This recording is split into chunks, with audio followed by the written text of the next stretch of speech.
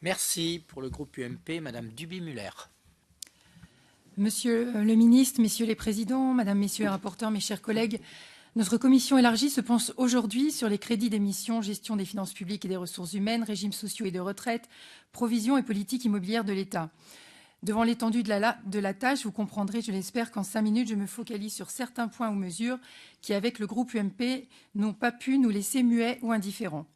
J'aborderai par conséquent la question des effectifs de la fonction publique, du jour de carence, de la convergence publique-privée, de la politique immobilière de l'État. Et si vous me le permettez, en écho au très attendu rapport Pêcheur, qui est rendu en ce moment même, je reviendrai par le biais de 2 questions sur 2 points qui me tiennent à cœur, à savoir les douaniers et la prime de vie chère en Haute-Savoie. Je commencerai tout d'abord par une note positive. Au regard des crédits de la mission Gestion des finances publiques et des ressources humaines, tout semble raisonnable dans le meilleur des mondes de la fonction publique.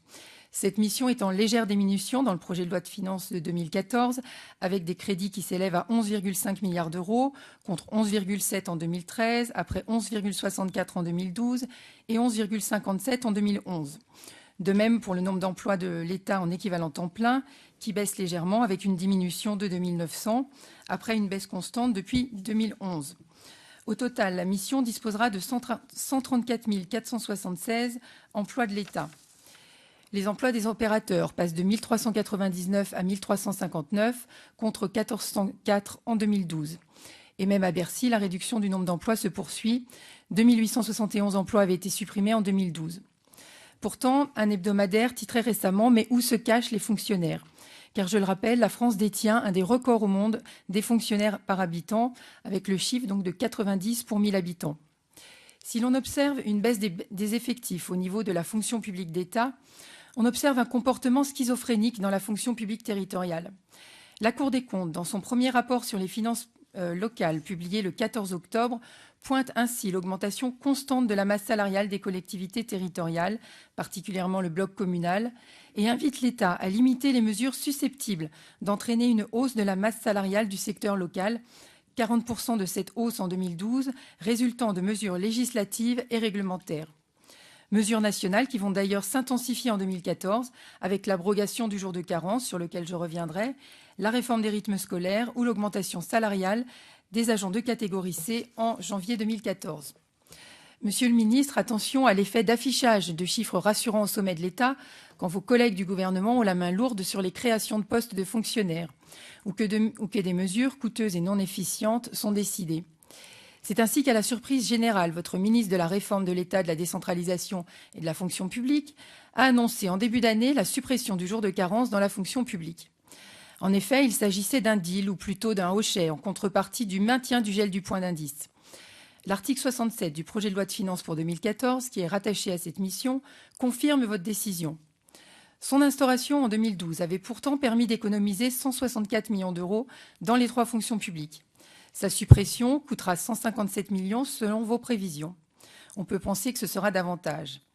Or, cette mesure répondait à un impératif de justice et d'équité et avait fait ses preuves en réduisant l'absentéisme. Le groupe du MP, par voie d'amendement, demandera la suppression de l'article 67 et donc, de facto, le rétablissement du jour de carence, et même davantage, dans notre souci de convergence entre la fonction publique et les emplois du secteur privé. D'ailleurs, pour en revenir aux autres missions, la hausse sensible de la mission régimes sociaux des retraites, plus 7,3%, a bien entendu retenu notre attention. Elle constitue une dépense inéluctable pour l'État et avec sa réformette sur la retraite de votre gouvernement qui a refusé bien sûr toutes les mesures de convergence entre retraites publiques et privées, sans proposer par ailleurs de mesures de financement des 7 milliards de déficit qu'il faudra pourtant trouver d'ici 2020 pour financer les retraites du public. Concernant la mission immobilier de l'État, alors que le ministère des Finances table pour les 3 ans à venir sur un produit de cession annuel de 500 millions d'euros, dont 30% iront directement renflouer les caisses de l'État, les remarques de votre rapporteur spécial, M. Dumont, député et président du Conseil immobilier et de l'État, m'ont inquiété. Il émet en effet des réserves sur l'État bailleur, dont je cite « la gestion n'est ni toujours rigoureuse, ni exemplaire, ni économe », évoquant plusieurs dossiers comme les locaux parisiens de la BPI, des locaux loués par le ministère de la Jeunesse et des Sports dans le 13e arrondissement ou l'annulation du déménagement annoncé des services du ministère de l'Agriculture sur le site de la caserne Picpus pour lequel vous nous avez répondu. Plus grave encore, France Domaine, l'agence immobilière de l'État, ne posséderait pas, selon lui, une autorité suffisante pour imposer son point de vue, je le cite, à des administrations qui agissent trop en électrons libres.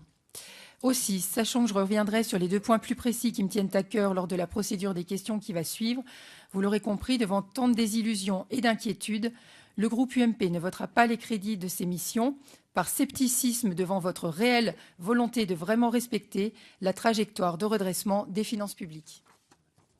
Merci.